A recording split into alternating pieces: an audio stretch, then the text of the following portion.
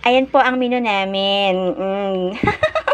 Adobong manok. Alam mo, ang adobo ni Violi ay Bisaya version. So, kapag Bisaya version, may orasyon ang nilulutong manok. Hindi po pwedeng naglalakihan ang mga dahon. Dapat kitang-kita sa vlog ang mga dahon.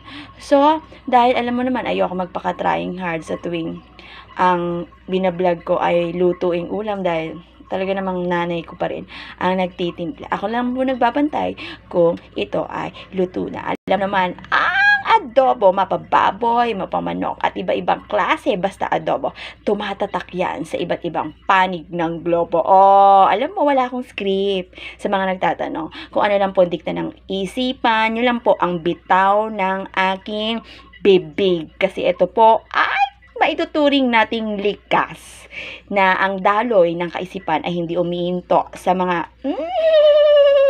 masayahing tunay. Kaya kapag ka, para hindi ma-question ang kakayahan, naku baka may matamaan, ano?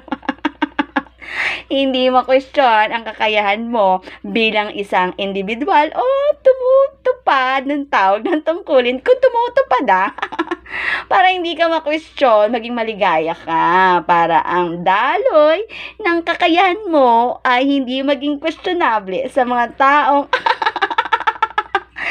nakakakita at nakakakilala talaga sa kahinaan mo. O, ayan, na adobo lang ang script ko dapat ping.